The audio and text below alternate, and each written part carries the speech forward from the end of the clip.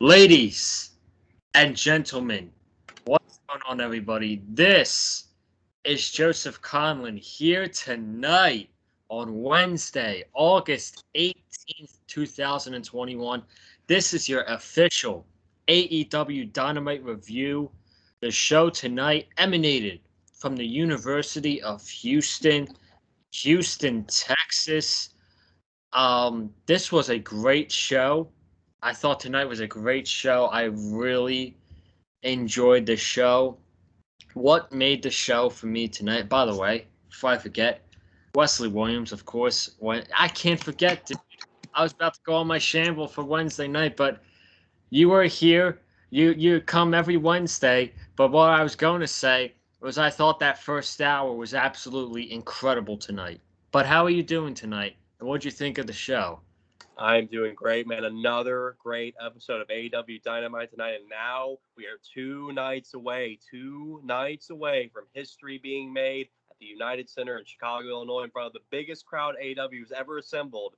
And man, what better way to get us into Friday night with this great episode of AEW Dynamite live tonight in Houston, Texas, University of Houston. Houston, you brought it tonight. You brought the energy. You brought the fire. You gotta give it to the crowd in Houston, man. These AEW crowds know how to bring the energy, and that really enhances the show a whole lot. But man, the in-ring action tonight was beautiful. It was on level with a pay-per-view. I mean, this was a great all-around show tonight. And I got some criticisms, though. I do have a couple criticisms, but overall, I had a great time, as I always do, for the 2 hours that are given to me on Wednesday night from AEW. So AEW again delivering another great episode. Yeah, I gotta say, kudos to that AEW locker room because I felt like everybody wrestled like tonight was a pay-per-view. It felt like they wrestled their ass off, and we talked about this before we came on. I thought every match was very good or above. Every single match tonight I felt had meaning, importance, and um, all the matches were very good, man. You had the main event. Obviously, you guys see the poster. MJF versus Chris Jericho, the fifth and final labor of Jericho. Jericho came out to the Houston crowd singing Judas. It was so beautiful, dude. It was freaking awesome, man.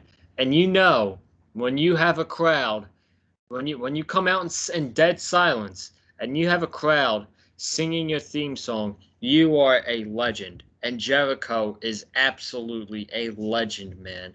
Um, we got Jungle Boy and Luchasaurus challenge the Young Bucks for the tag team titles tonight. I thought that match was like my heart was stopping because I thought like so many times that Jungle Boy and Luchasaurus were going to win the titles. I knew they weren't going to, but during the match, you just had that feeling. And then um, the opening with Sting, so much fun, man. That match was really fun stuff. But yeah, man, I really thought tonight was a great show, and we're 2 nights away. We are 2 nights away from Punk Night, from CM Punk Day.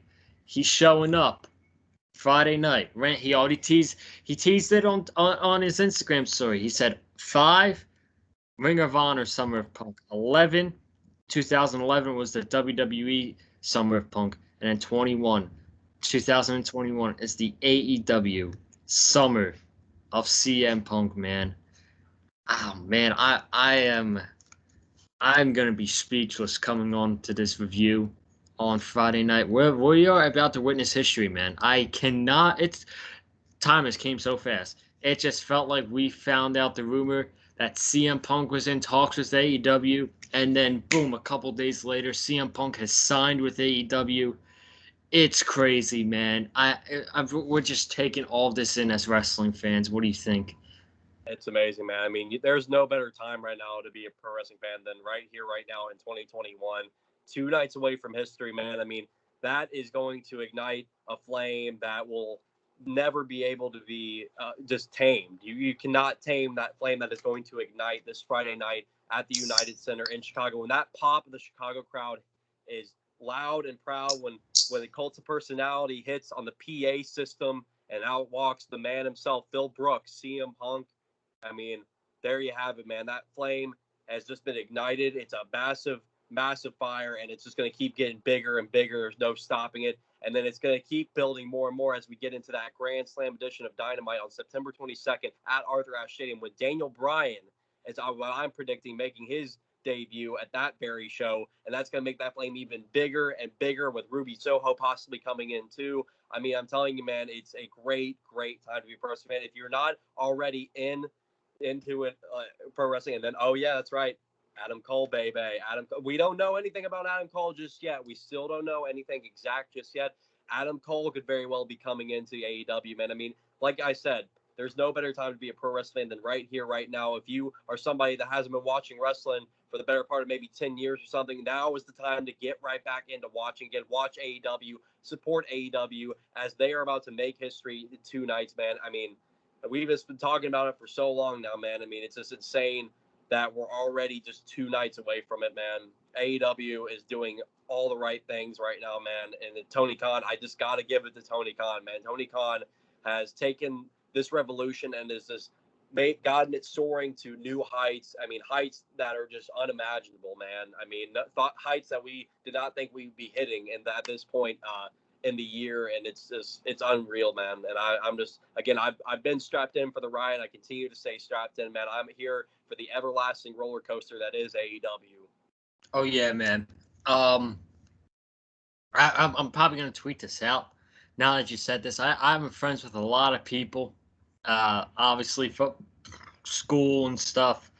Yeah, friends with people from school, football. Not really wrestling fans, or they were wrestling fans, but they stopped watching. But I feel like right now, with everything that's being talked about in AEW, I feel like right now, if you're like a former pro wrestling fan, you stopped watching for whatever reason. I feel like right now is probably the perfect time to get back into wrestling, man. You got CM Punk showing up. You got AEW putting on bangers every single week, man. It's just amazing. And right now, there's no better time to be a pro wrestling fan than right now in the summer. It's crazy. I love it. This is what wrestling fans live for. We live for weeks like this, right? Absolutely, man. I mean, this is what you want out of pro wrestling. You want a show to look forward to each and every single week. You know. I'm sorry, but this is why we're wrestling fans, for moments and historic moments like this. And I feel like a kid, man. I literally, waking up on Friday is going to feel like waking up like a kid on Christmas. I am dead straight with that. I can't wait. I can't wait for Friday night, man. It's, at this point, there's no more words. Yeah, there really isn't, man. I mean, we've just come so far at this point, man. And just think that, like, AEW's in pretty much their 3rd year at this point, 3rd year as a company, and they've already locked down CM Punk. They've locked down Daniel Bryan. I mean, that's insane for a company that's only just a few years old to do the things that they've been doing, to reach the deals that they've been reaching with Warner Media, with TNT. They're about to be moving to TBS in January, man. I mean, which is going to have more eyes on their product because TBS is in way more homes around the world and around the country. And so that's just going to be nothing but good for AEW, man. Tony Khan just knows what he's doing with AEW. AEW is a well-oiled machine, man, and they just are getting that trajectory. They're just continuing up on that trajectory, up on that big mountain, man. They are just climbing up more and more and more, and they ain't planning on falling off anytime soon, man. They are climbing to they reach the very top of that mountain, man. And I mean, it's amazing to see, man. I mean, AEW is going to do nothing but grow more and more. And, you know, it's crazy how there's still doubters out there. There's still people out there that want to shut down AEW, that want to say AEW is nothing more than a pissant company, and that they won't do anything. They won't make any kind of significant impact. I'm telling you, Daniel Bryan and CM Punk showing up right then and there, that alone is changing the tides. There's no two men that could change tides even more than that you could already change them than CM Punk and Daniel Bryan, man. As much as people want to shut down AEW, these retractors out there, man, you better just go ahead and cut it out right now, man, because AEW ain't stopping their momentum. They're going to continue on that trajectory, man, and love it or hate it, it's just amazing to see, and AEW ain't going to stop anytime soon. Bro, there's still people online that think CM Punk's not showing up on Friday. Like, if you are still out there and you think Punk's not showing up Friday, I mean, I don't know what to tell you, man. But listen, one more short thing to say, and then we'll get into the review because we're already approaching 11 minutes into the review. AEW did not get into business. Tony Khan, the Bucks, Kenny, Cody, Jericho, they did not come up. AEW did not happen to. At first, they came in to be the alternative. They are more than an alternative now, I feel like. AEW is now. They are not playing to be number 2. They are playing to be the kings. They are playing to be the leader. They are playing to be number 1. That's all I gotta say about that. Yeah, their competition. As much as Mr. Vinnie Mac over in WWE, over in Titan Tower wants to say they're not competition, they're competition. And as soon as CM Punk shows up this Friday night, and then Daniel Bryan at the Arthur Ashe Stadium on September 22nd, it's over. It's over. I don't want to hear from anybody. It is absolutely over. The tides have changed. AEW is going to take that top spot in pro wrestling. Absolutely. So we could sit here and talk about CM Punk all night, but we have a show to review. If you guys have not already, be sure to go check out this past Friday's Rampage review with myself, Wes here, and Cameron Johnson, who is going to be on the channel every Friday night talking about Rampage. He's going to be back on the channel this coming Friday. We'll get into the card on Friday, all of that stuff. But are you ready to talk about AEW Dynamite from Houston? Let's talk about it. Damn right, dude. So we're going to get into the show. It opened up when the commentary team was like, we're going to hear from Maxley and Kingston. So they come out, and they were doing their entrance, and they get attacked by Daniel Garcia. And you can say it, man, because I know you're excited. 2.0. They got attacked. They got attacked by Matt Lee and Jeff Parker of 2.0. Wes was very happy that 2.0 came out. 2.0 got a "You suck" chant, and they Matt Lee. Yeah, I think Matt Lee was the one who was talking. He didn't want to wait for Darby and Sting to come out. He's like, Sting, do you want to taste? You want to taste right now? Let's kick you. I'm gonna kick your ass around this entire arena. So Sting come out.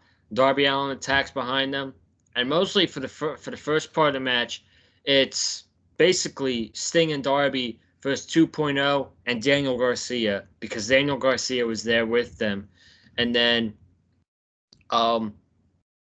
Darby. The three of them are taking out Sting. Darby, this dude's running on the railings in one of the sections, and he does a dive onto all 3 men, and then Garcia goes after Darby. Eddie Kingston comes in and takes out Daniel Garcia, so there he goes, and they get back in the ring. They got a table. Darby took a suplex on the back of his skateboard. That had no way that did not hurt, man. That had to hurt. So the highlight of this match was Sting's on the top rope. 2.0 gets Sting in a powerbomb position. Sting gets powerbombed through the table. 2.0 poses, and Sting no-sold the powerbomb. He gets right back up. He does the Sting. He does the 2 Scorpion Death drops at the same time to 2.0. Puts them in the sharpshooter. and unfortunately they both tap. And Sting and Darby get the win. Darby Allin was bleeding. I don't know where he was. It looked like he was bleeding on his hand, but um, you could not have opened the show up in a better way. This was fun as hell, man. This was a really, really fun opening match. The crowd was super into it, and it's awesome, man. These three guys, Daniel Garcia and 2.0. We can joke. We can talk about 2.0. We could joke about 2.0 all they want, but legit, they're 2.0 is Wesley's favorite tag team. But man, the opportunities they're getting. Uh, they're facing Moxley and Kingston and Darby Allin, 6-man tag. 2.0, they go from being jobbers in NXT. No, they said on the road too how they felt they were underutilized, and now they fought Sting and Darby Allin in a Texas Tornado match tonight, open up the show, and then on Friday, Daniel Garcia is main eventing the first dance of Rampage against Jon Moxley. Talk about giving talent opportunity, man. Tony Khan is great at that, and he's given these three guys a hell of an opportunity. Yeah, I mean, I don't know who could be happier in this business right now more than Daniel Garcia and 2.0, man. I mean, the fact that these guys have been tying it up with the likes of Jon Moxley, Eddie Kingston, Sting, Darby Allin. I mean, four guys right there who are at the top of this industry, the top of this company in AEW. I mean, that says a lot about what Tony Khan thinks about Daniel Garcia, what he thinks about Matt Lee, and what he thinks about Jeff Parker, man. It's truly amazing to see. Tony Khan has just been a master of giving out opportunities to people, to many different men and women, especially when you're watching Elevation and Dark every Monday and Tuesday. I mean, AEW and Tony Khan just love giving out opportunities to people who, quite frankly, deserve it. And, I really couldn't be happier for 2.0 and Daniel Garcia. I mean, those three guys really are talented individuals, and I'm really happy to see that AEW sees the world in these guys, and clearly they want to push them. And 2.0 is officially signed with AEW. I don't know about Daniel Garcia just yet. I imagine if he's not signed already, he's probably going to get signed. But 2.0 is officially All Elite, and I don't see them being pushed to the very top, at least not immediately. But it's just really cool to see them at least get spots against guys who are notable names in the company and notable names in pro wrestling. And what a great opener in Houston, Texas tonight, man. These four guys really brought it. Darby Allin, of course, doing his thing, and then Sting, man. It's amazing. Sting is 62 years old and is doing the things that he's doing. It's still mind-boggling me how this guy can go into a pro wrestling and still perform at such a high level, man. I mean, this guy is older. I think somebody said he's like 15 years older than Goldberg, or sorry, he's like at least like 10 years older than Goldberg, and yet he performs way better than Goldberg wishes he could perform at this very level, man. I mean, it's amazing. Sting is one of the all-time greats, and he showed that tonight in this Texas Tornado match. Sting and Darby obviously win, but another big opportunity for 2.0 and Daniel Garcia, as they will be involved in the main event of Rampage this Friday night in Chicago, the first dance against Jon Moxley with Eddie Kingston and Jon Moxley corner. I'm sure we'll probably see a Darby and Sting appearance for that as well. But yeah, man, it's great to see. I just love the fact that AEW and Tony Khan just are big fans of giving talent opportunities, man. I mean, that's what you want in a pro wrestling company. You just want an opportunity to go out there and show why you belong. I just looked it up. Sting is 62 and Goldberg is 54. So there's the age difference. Yet Sting looks absolutely in amazing shape at 62 years old and really hasn't had a bad match since his return, man. It's crazy. It's really crazy. But to get away from the match real quick. So you were obviously a fan of the match, right? Right. Oh, absolutely. Yeah. All right, we'll get that out of the way. I saw this on Twitter today. I want to bring it up real quick. I saw someone suggest this on Twitter, and I thought, man, you know what? For a showcase match, that's a great idea. I think Daniel Garcia should be in the buy-in match at All Out. You know who this person said he should go against? Who should go against? Wheeler Yuta. Wheeler Yuta. I actually don't mind that. I think that's a perfect buy-in match for All Out. Wheeler Yuta versus Daniel Garcia. I'm a fan of that. Yeah, I like that idea too, man. Two young guys who are hungry and who want more opportunities, man, and that they'd certainly be given a lot of opportunities, whether it's Dynamite, Elevation, Dark, and even Rampage, man. I mean, so honestly, if AEW wanted to do that for a buy-in match for All Out, you sign me up. I don't mind it. Yeah, exactly. It reminds me of the first AEW show when the buy-in match was Kip Sabian versus Sammy Guevara. Two really young guys who were looking for an opportunity, Yeah, two guys who were just getting their start in AEW, and why not do it again with guys like Wheeler Yuta and Daniel Garcia? I'm for it, man. If they end up deciding to do that, sign me up. Yeah, I'm a huge fan of that. So, speaking of Sammy Guevara had a one-on-one match with Shawn Spears, and earlier in the night on Dark Elevation, Sammy Guevara had his girlfriend in the ring, Pam, and he proposed. He proposed to his girlfriend. The question, will you marry me? And his girlfriend obviously said yes. I thought they should have done it on Dynamite. I don't know about you. I think it would have been a better moment on Dynamite, but nonetheless, they're engaged. So, congratulations to them. She was in the crowd for her match, his match against Shawn Spears. Shawn Spears played the role of evil prick against Sammy Guevara and his hometown crowd, and the crowd really made this match, man.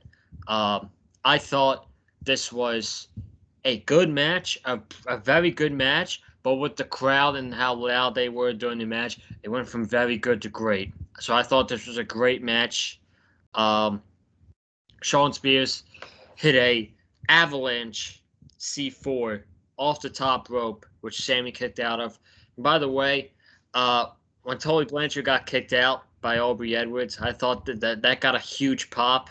So I thought that was pretty funny. So we saw an avalanche C4 to Sammy Guevara. We saw a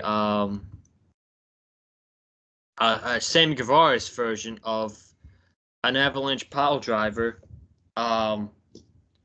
to Shawn Spears onto a guardrail outside, and hold on a second. You want to take it because my mom's calling me. Yeah, I gotcha. So yeah, Sammy Guevara, Shawn Spears, man. Another fun match, man. I mean, going from one fun match to the next.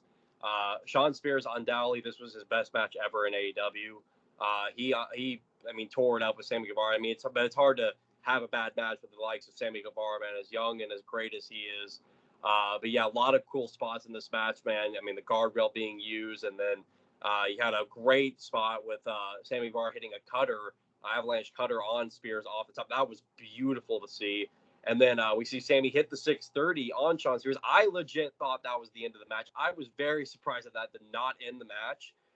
But I think they really wanted to get over the GTH, which is Sammy Guevara's actual finisher. So I think they really wanted to get that over. But yeah, that really shocked me that Shawn Spears kicked out of that. But Sammy ends up hitting the GTH. He wins the match. Obviously, the hometown hero wins once again in their hometown because AEW actually cares about putting over hometown people in their hometown. Shocking, I know. It's insane. Like, who would have thought we'd see that in pro wrestling? Unbelievable. I can't believe it, dude. He actually won in his hometown. It's crazy. Crazy, yeah. And so Sammy Guevara wins. He proposed to his girlfriend. His girlfriend said yes. They're engaged to be married. And Sammy Guevara, I mean, he's another guy who I don't see who couldn't be happier in AEW right now more than Sammy Guevara, man. He's engaged to be married. He just won tonight in his hometown in a very fun, awesome match against Shawn Spears. So I mean, kudos to Sammy Guevara, man. The guy's on cloud nine. Oh, you're forgetting one more thing. What am I forgetting? Fuego. That's right, man. Fuego. That's right. Mr. Fuego does officially all elite. That's right. He putting his friends over too, man. I mean, you just love to see it, man. Sammy Guevara, heck of a guy. Yeah. Hey, we saw his major announcement was actually going to be challenging Miro for the TNT Championship, but I'm guessing his major announcement was that he was going to propose to his girlfriend. But we're going to talk about Miro later on in the show, as it seems like we might have found his next challenger, folks. And I love it. Just a little teaser right there. I don't really want to talk about this for that long. We had Dan Lambert, this guy again. This guy came out again. It's only been 6 weeks, but why is he on the show, man? I don't know. He cuts a good promo. I'll give him that. The guy cuts a really good promo. Just let me just get to the point. Lance Archer came out, and he was gonna fight the UFC guys. I have no idea who their names were. I don't really care. But Lance Archer was attacked by Ethan Page and Scorpio Sky. So there's your new feud. Lance Archer versus the Men of the Year. Are you a fan? Not really. This was one of the parts of the show I didn't really care for. I mean, this whole like Dan Lambert stuff. I mean, just the whole UFC. I mean, I get the reason why it gets them more attention. It gets probably some UFC fans watching AEW and stuff, but I still just don't like I still don't like it though. You know, I mean, UFC. It's just that's real deal. Actual like that's not predetermined. Wrestling or like fighting or anything. And it's just seeing them getting involved in wrestling. It's just not. It's a weird look, man. I mean, it's obviously with guys like Brock Lesnar, it's more. But Brock Lesnar started in pro wrestling and then he went to MMA, so it's different with Brock Lesnar. But I mean, I don't know, man. I watched this whole segment and Dan Lambert, yeah, like you said, heck of a promo. I mean, I give him that, man. The guy really actually knows how to deliver a promo. But yeah, with him bringing a couple of his UFC boys in, and then this whole I guess Lance Archer is going to feud with Men of the Year. I guess Dan Lambert recruited Men of the Year as the guys in AEW to take care of his dirty work. But I don't know. I just, again, it goes back to with the Men of the Year, the whole tag team with Ethan Page and Scorpio Sky, me not caring about this tag team. It's just, it always has been to me such a random duo that was just thrown together because AEW didn't have any plans for either guy. So overall, I just don't really care. I mean, I guess Lance Archer is going to be in a 2-on-1 handicap feud with these guys. And I don't know where the UFC guys that Dan Lambert brought in fit into all of it. But honestly, again, I overall really don't care. And I just rather not see UFC guys get involved in pro wrestling in any capacity. That's just my opinion on it. I kind of get the reason why AEW is doing it, but it doesn't really sit that well with me. So. Yeah. I think we shall move on from all of this and talk about the tag team titles. We had Jurassic Express challenging the Young Bucks. Jungle Boy and Luchasaurus came out to the theme song.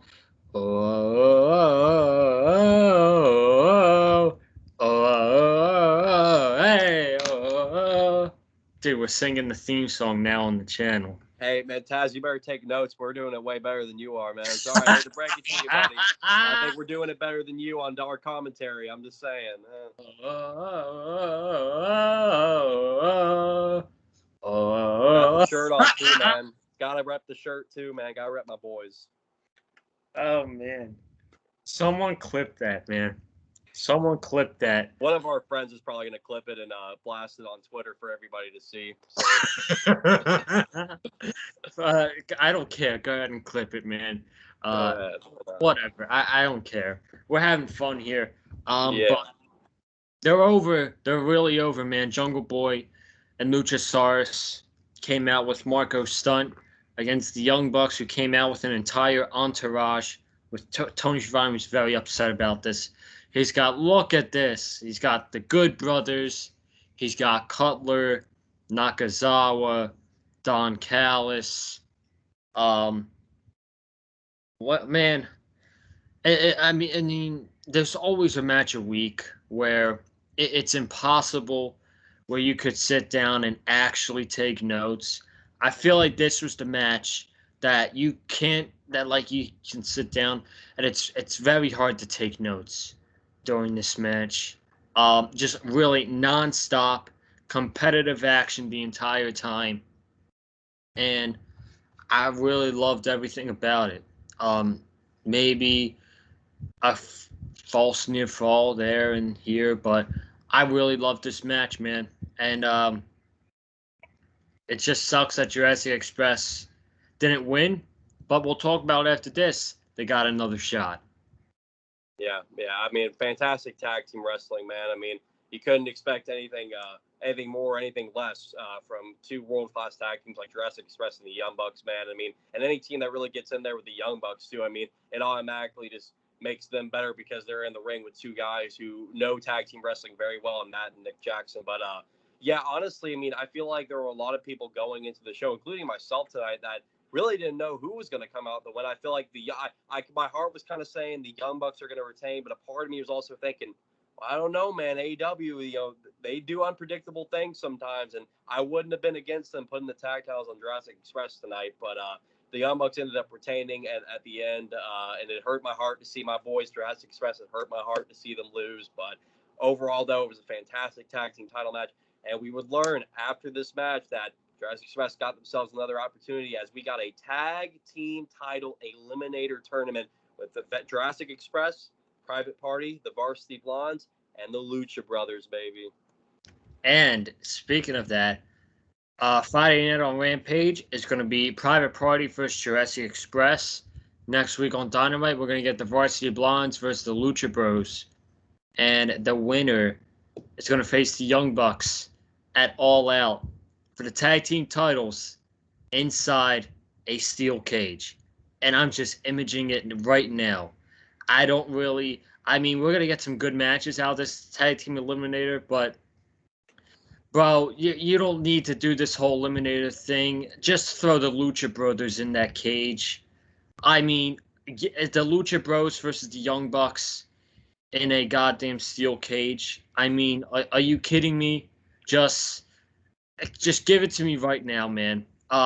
We saw the magic that they created um in a regular tag team match.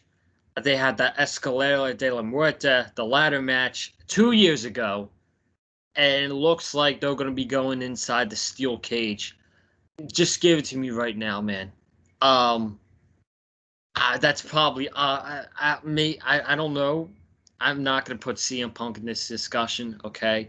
But match quality wise, this would probably be the best match of the night on that All Out show. Whatever else happens on that show, and the reason it's going to be steel cage is because the Young Bucks had interferences left and right. The Good Brothers, Cutler, Nakazawa, Kenny Omega hit Marco Stunt with a chair.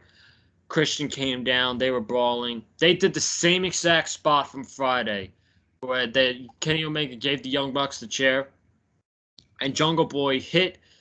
I think it was Nick Jackson with a brainbuster onto the chair, and Matt Jackson came in to break up. Man, I really thought that was the finish.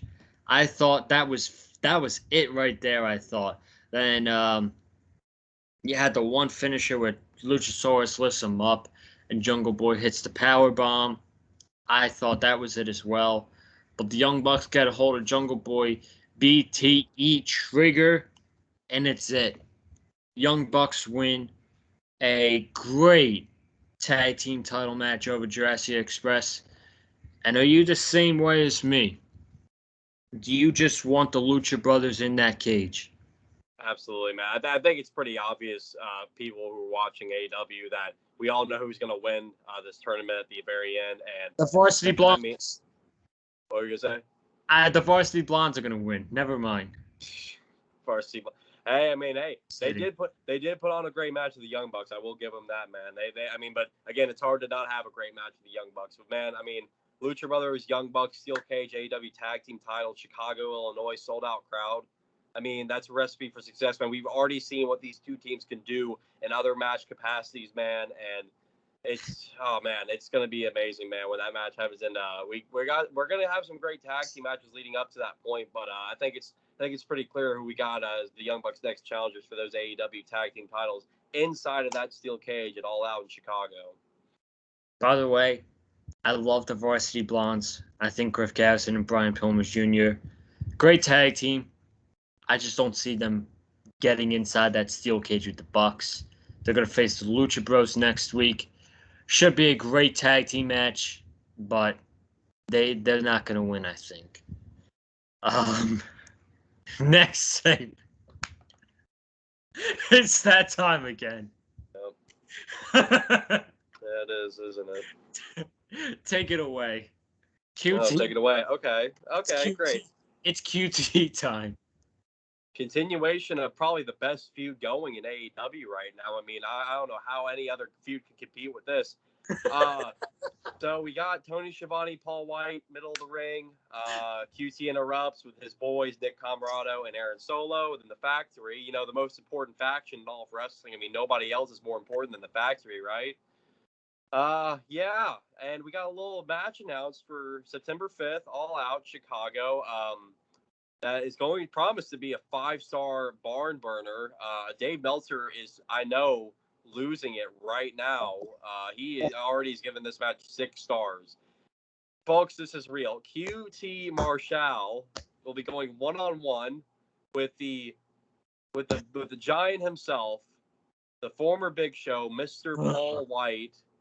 And it's at All Out, September 5th, man. I don't know, man. I'm pretty speechless right now. Tony Khan, I love you, man, but what are we doing here? What are we doing here with this exact? What are we doing? What are we doing?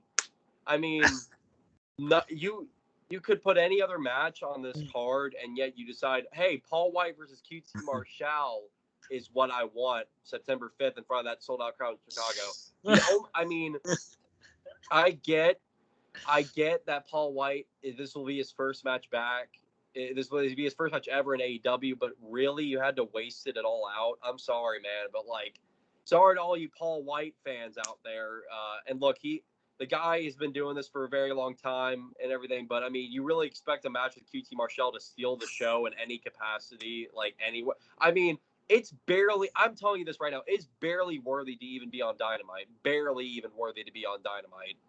I would say it's this worthy to even be on Dynamite. As far as All Out pay-per-view goes, where people are spending good money to watch, you're putting Paul White versus QT Marshall one-on-one with these two. I mean, again, what are we doing, Tony? What are we doing? What are you doing, man? I mean, you're on a great run, and I'm loving it, man. I'm here for it. I am, but this is the kind of thing I'm not into it, man. Why not just put it on Elevation and be done with it? The only way, I guess the only harmless way you can get out of this is if Paul White just knocks him out clean with one punch to the face in 15 seconds, and then that's it. That'll be the only way that's hey, it's harmless, whatever, we get out of the way, but still, man, this is what we're getting. I mean, Matt Hardy versus Orange Cassidy's booked for next week on Dynamite. That match is more worthy of being on All Out than Paul White versus QT Marshall is. And I don't want to see Hardy and Orange Cassidy at all. I'm just saying that match is way more worthy to be on a pay-per-view than Paul White and QT Marshall. I mean, come on, man. I mean, this is some WWE booking, if you ask me. So I'm sorry, but I mean, look, dude. People just want to see QT Marshall on pay-per-view. It has nothing to do with Paul White. Yeah, QT Marshall needs that big pay-per-view rub, man. I mean, we've all clamoring for it for a very long time now. We just gotta get it. Oh, QT Marshall, man. If it was Big Show, I mean, I'm not a fan of Big Show wrestling. I mean, I knew he had a couple matches on the contract, but if it was Big Show going in there, say he puts over Wardlow or he puts over Powerhouse, see, I'd be okay with that. But he's gonna be in the ring with Q. I can't. He's gonna be in the ring with Q.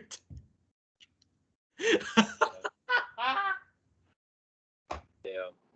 Well, I guess this is just something we're gonna have to live with, man. This is the reality of the situation. Paul White and QT Marshall is a match actually booked for All Out.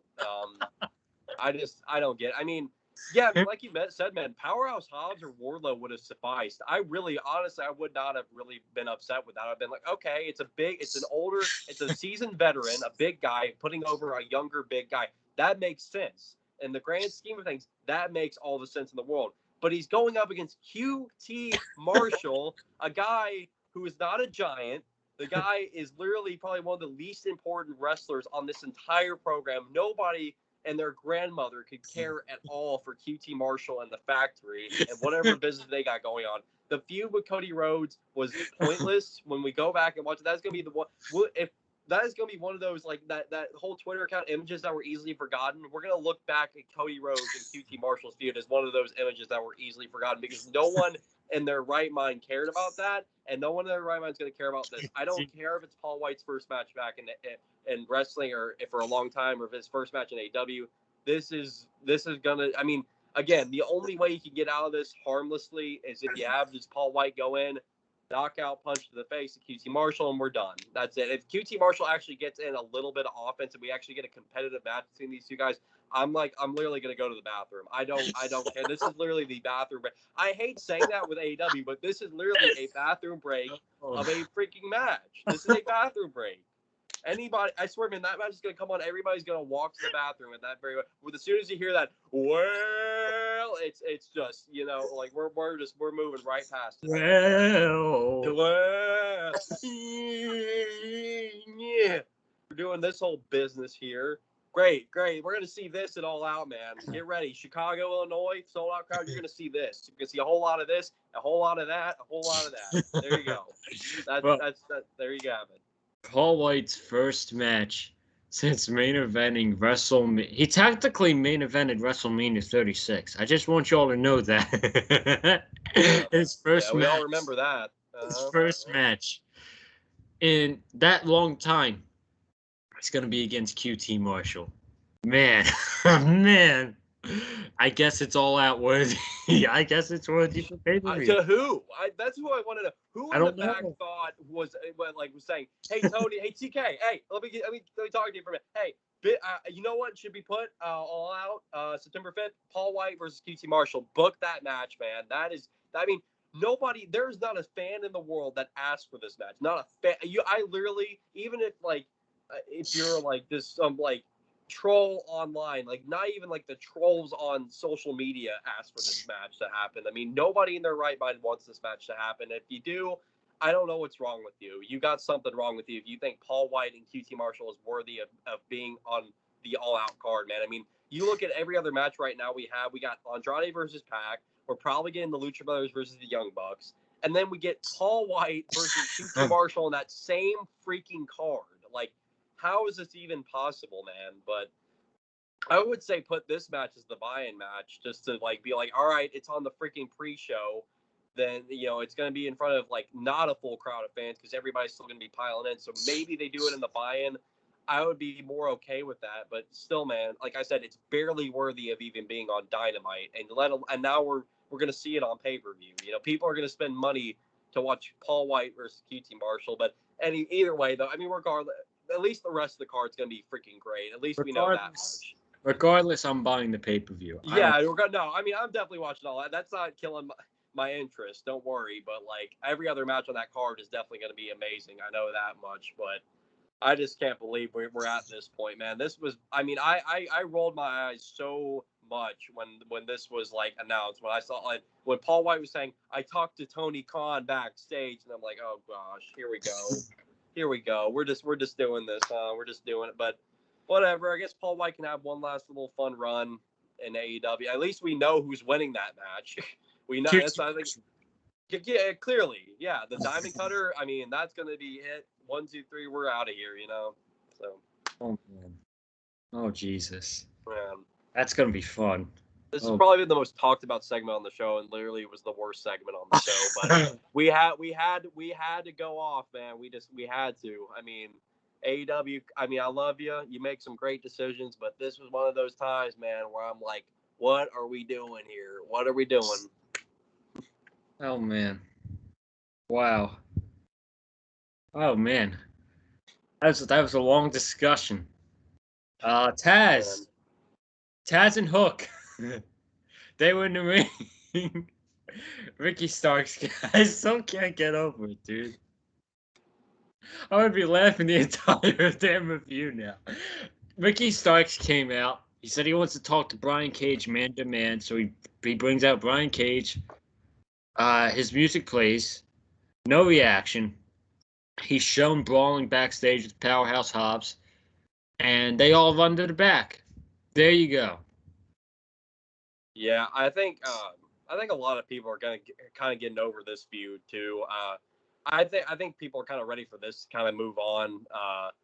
Ricky Starks, he had a great moment. I'm very genuinely happy for the guy because he deserved it. The pop he got from the Texas crowd when he won the FTW title was great to see. He had a great match with Brian Cage, but I think a lot of people are kind of getting over this at this point, and they kind of want to move on past this with Ricky Starks and Brian Cage. I guess we're going to get one more match between the two at All Out, I would presume. We'll see what happens, and it should be a great match, but I think people are just ready to move on. Brian Cage, I feel like, is not getting over at all as a babyface. I think people really just don't care about Brian Cage, and Ricky Starks really ain't riding any big momentum right now since winning the FTW title. I feel like, again, like it's just feuding in between Brian Cage and Team Taz, and not a lot of people care, and it sucks because I want to see guys like Brian Cage and Ricky Starks get a lot of momentum behind them because they're both great athletes, and Powerhouse Hobbs is great in his own right too. And hopefully, man, we'll see the GOAT himself, Hook, in action at some point. That's the most anticipated debut people are waiting on, man. Hook. I mean, Hook has not had a single match. He's not said a single word, and yet he's one of the most over guys probably on that roster right now. It's like people want to see Hook, man. The people want Hook. So maybe one day we're gonna get that at some point, but yeah, I think a lot of people just don't care, and I'm kind of losing a little bit of interest too. I don't really care that much about this feud, but I presume we're gonna get one more match between Starks and Cage. So Hey, all I gotta say about this is they gotta figure out something fast to do with Brian Cage because right now I could not give two shits about Brian Cage. yeah, it's a shame because again, I mean, both him and Ricky Starks are great wrestlers, and Cage. It's weird. It's just kind of weird. I think people aren't used to seeing Cage on his own right now because they got so used to him being with Taz and Taz being the speaker for him, and hearing Cage talk on the mic. I think for people it's weird, and they just can't really like. They hear Cage talk and they just can't really gravitate towards it. I mean, Starks is a natural on the mic. We know this much. Starks, I mean, he grabs that mic, he demands your attention. I mean, he's so charismatic and so good. I just want both these guys to be a part of feuds where people actually care. Oh yeah, absolutely. So, Thunder Rosa went 1-on-1 with Penelope Ford. This was a pretty good match. Thunder Rosa wins. Ford was going for a submission hold. Pretty nice submission hold. She did not wrestle in wrestling gear. She wrestled in what was it that she wrestled in? Like she wrestled in like black clothes, like black. Yeah, it wasn't like her normal gear. Yeah, I don't know what that was all about. I don't know if she left a bag over at the airport, or I don't know, but whatever the reason is, this was a good women's match, solid match. Thunder Rosa wins as I expected, and Thunder Rosa continues to be built up more and more. She's racking up wins a lot on Dark and Elevation, and I like the fact that this match actually stemmed from AEW Dark. I like seeing feuds from there make it onto Dynamite. I know a lot of people were kind of upset about Diamante and Big Swole. They've been feuding on Dark and Elevation. They wanted to see their match happen on Dynamite, and we might actually get another match between those two, and it could happen on Dynamite. But yeah, it'd be cool to see more women's feuds kind of make their way onto a Dynamite. Just like kind of build up Dark and Elevation more, build up those shows a little bit too, so that way you see feuds kind of carry over into Dynamite. So I like the fact that Rosa and Penelope Ford, it all stemmed from what they were doing on Dark, and so Thunder Rosa picks up the win. Good women's match. It's nice to see women just competing on the show and getting good time on Dynamite. Mm-hmm. Before we get into the Rampage card and the Dynamite card for next week, we had Miro in a short set, and we said before we were going to talk about this. He talked about Fuego del Sol. and signing a contract, all that stuff, getting with AEW. But obviously, the main thing that's coming out with this is he says that Eddie Kingston, we need to have a talk. And if he's indicating that that's his next opponent, I mean, I'm in. I'm in. Now, whether that's going to happen at Arthur Ashe Stadium or if that's going to happen at All Out, I don't know. I don't know. But all jokes aside from last Friday, Miro's not dropping that title until next year. Sorry. I can't see him dropping that title before the new year. I don't think he should be dropping the title. Yeah, it's gonna be interesting, man. But as soon as I heard Miro say Eddie Kingston's name, man, my ears perked up big time, man. I mean, that is a match I've been dying to see for the TNT title of all titles, of course, too. I mean, that's just a recipe for success. Miro versus Eddie Kingston. Now, will we see it all out in Chicago, or will we see it at Arthur Ashe Stadium in New York? Ideally, you would think it would happen in New York, since it is Eddie Kingston's hometown. And New York is going to give him a huge, huge welcome in that big old stadium right there, man. So we'll see what happens. But I mean, Miro, I feel like, yeah, I mean, you need to have a TNT title match for All Out. I mean, I feel like you can't just have All Out without a TNT title match. So I feel like we're probably going to end up getting it at All Out, because I don't know who else you really have lined up for Miro to face right now. I mean, Miro wants Eddie Kingston, and I feel like they're probably going to end up doing it All Out. But I do wish they would wait until September 22nd to do it in New York. But maybe they'll have something else planned for Eddie Kingston on that show. Who knows? But I'm very much interested in the Miro Eddie Kingston match, man. Sign me up for that big time. Yep.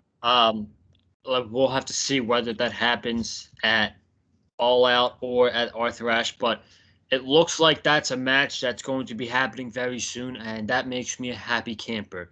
But Friday Night Rampage, United Center, 22,000 people in Chicago. Someone's showing up on Friday. We'll have to see who it is.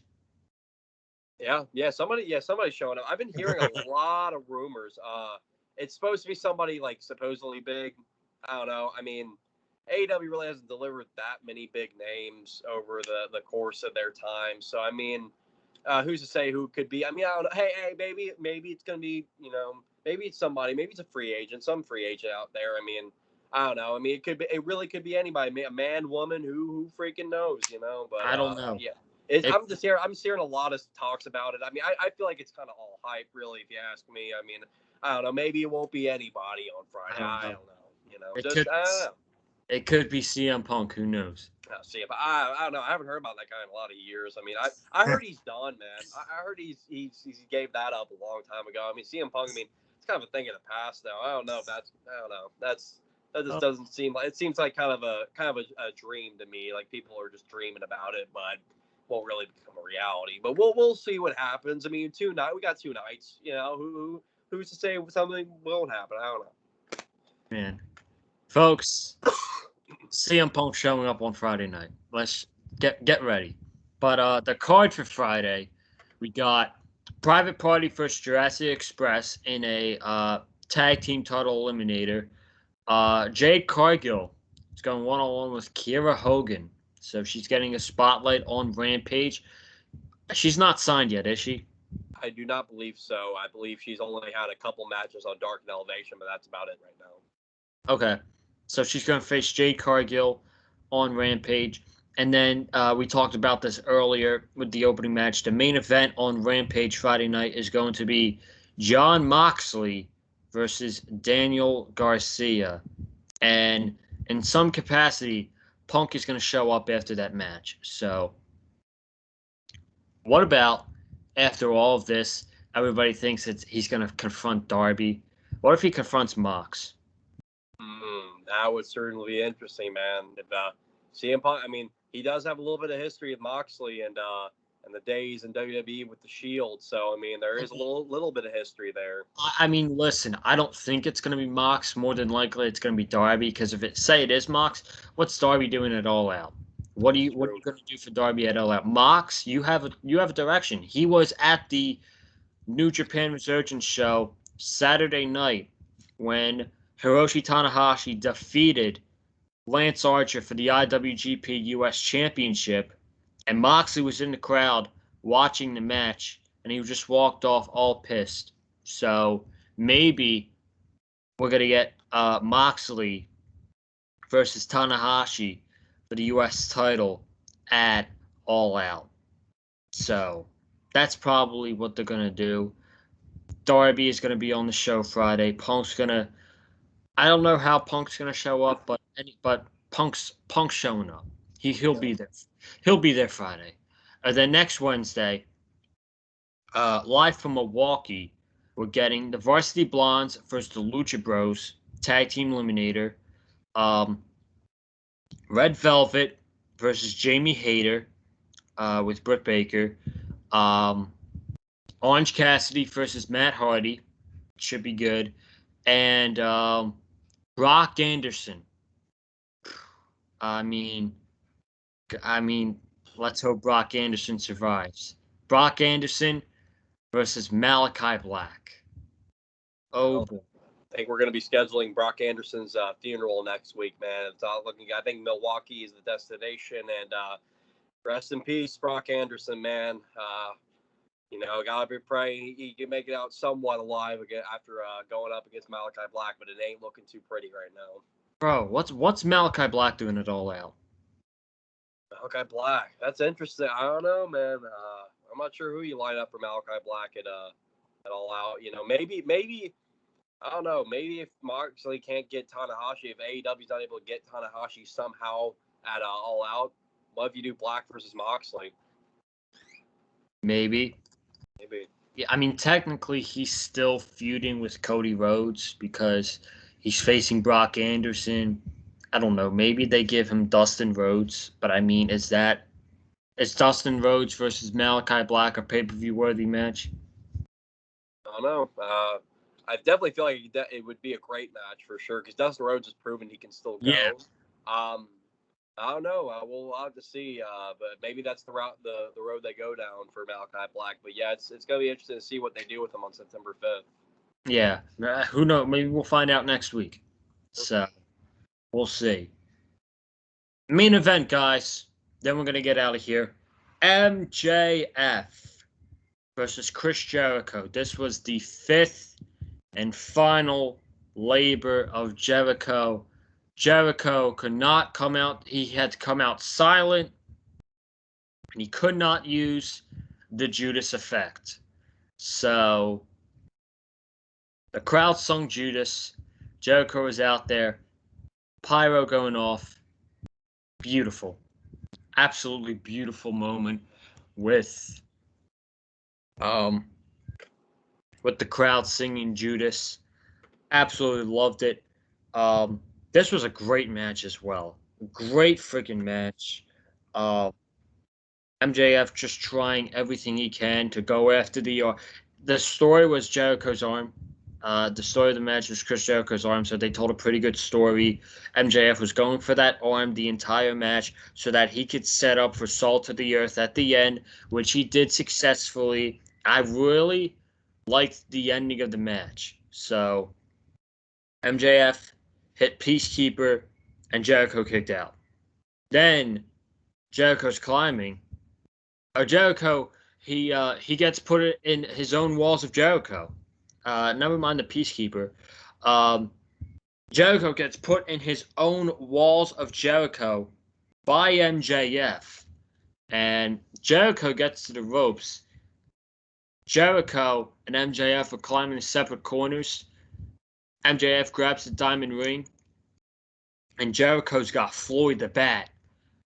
Aubrey Edwards is telling MJF to get rid of the ring. She throws it out of the ring. And then while she's throwing that out, Jericho hits MJF with Floyd.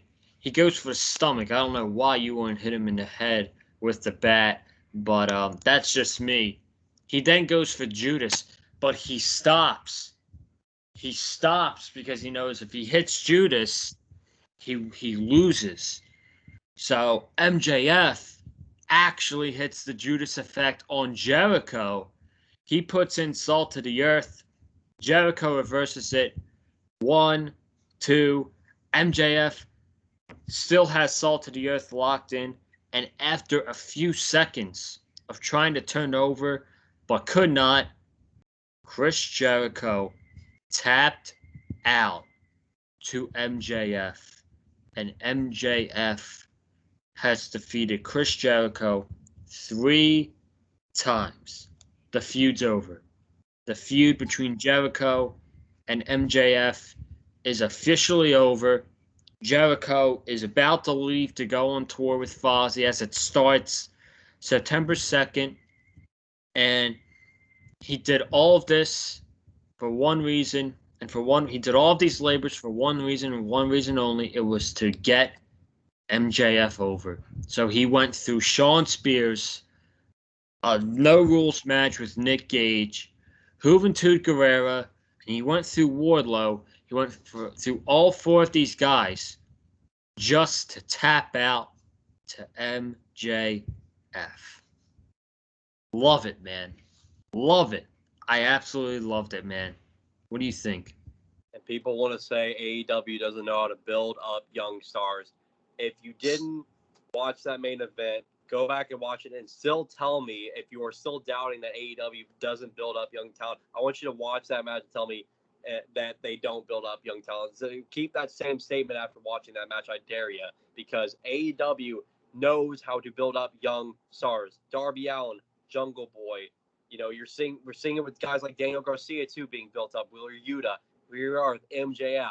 MJF in the main event defeating Chris Jericho. He's beating Chris Jericho 3 times, not once, not twice, 3 times. MJF has overcome Chris Jericho. Chris Jericho, one of the biggest legends in all pro wrestling, and MJF has defeated him 3 times. I don't know how much more over you could put for a young talent, especially like MJF, man, a guy who's only 25 years old, man. It's amazing, and this was a great main event tonight. Both guys really showed out, and I love the entrance with Jericho. I pretty much knew going in that, especially with AEW, I mean, they were like teasing the fans. The AEW was even like literally posting the lyrics to Judas on their Twitter page to get people to like learn the lyrics. And see, I literally seen crowds or signs in the crowd tonight with all the lyrics to the entire Judas song. And I freaking love that, man. Houston really brought it tonight with the acapella to Judas with no music, man. It was great to see.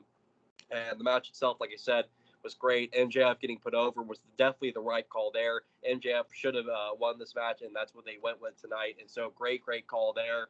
But yeah, it looks like this could very well be the end of the MJF Chris Jericho saga. But what a way we got there, man. I mean, Chris Jericho put on some pretty crazy performances throughout these past 4 weeks, and here we got with him and MJF, and MJF gets put over in the very end of it all. And I'm very happy to see it, man. It's just awesome to see young talent get put over, and especially talent like MJF, who is definitely going to be the biggest heel in pro wrestling, man. And you know, one day that guy's definitely going to be world champion. And when he's world champion, man, what a reign that is going to be. Oh, man. Ladies and gentlemen, bless you. That is it for the AEW Dynamite review here tonight. I want to thank each and every single one of you who tuned in to tonight's review. If you had not already, subscribe to the Big Fight Fuel channel for some great content this week, just like this review right here. Tomorrow morning, we got the SummerSlam preview and predictions right here on the channel. Is going to be up tomorrow morning since I have to go into work at 11 o'clock. I can't upload it later, so it's going to be up in the morning. So when you wake up tomorrow morning, you look in your YouTube sub boxes. You can't watch this during the night. You got, I got a full 2 hours of Joseph Conlon and the Big Fight Feel with this AEW Dynamite review with Wesley Williams and the SummerSlam preview and predictions. So that is going to be out tomorrow morning. And then, of course, we got Rampage. CM Punk might or might not show up. He's showing up. He's showing up on Friday. We're talking about Rampage Friday night. Myself, Wesley Williams, and Cameron Johnson. Comment down below your thoughts about tonight's episode of AEW Dynamite. Hit the like button if you like what you hear from myself and Wesley Williams on tonight's review. And follow me on Twitter and Instagram as well, @Colin_Joseph. And Wes, where can they follow you on your socials? You already know, man. Follow me at big_Wes18 on Twitter. That is BIG_WES18. I tweet about AEW Dynamite on Wednesday nights, and I tweet about AEW Rampage on Friday nights. And, I tweet about stuff in my personal life if you care at all. So give me a follow. Give Joseph a follow as well. And, folks, 2 nights away. Friday night is a big, big night, and you do not want to miss out. Myself, Joseph Conley, Cameron Johnson will be right here on the Big Fight Field channel to talk about AEW Rampage, the first dance, United Center in Chicago, sold out crowd, and the debut of you-know-who, Mr. CM Punk is showing up this Friday night. Mark my words. Stop doubting it. It's happening. It's reality. We're just 2 nights away, folks, and I cannot wait to tune in for what is going to be 1 hour of just unbelievable television, man, and an unbelievable debut that is going to rock the entire United Center. Is going to rock the core of pro wrestling, man, and it's going to be a great night. Make sure you are here Friday night to hear what myself, Joseph Conley, and Cameron Johnson have to say about that monumental night in just 2 nights, people. Keep your eyes open on your sub boxes because we're going to be right here to talk all about it. One more thing before we go tonight. My man, what time is it? It's clobbering time. Yes, sir. It's clobbering time. We'll see you guys Friday. I'll see you tomorrow for SummerSlam preview and predictions here on the channel. Have a good one. Stay safe. And as always, stay classy.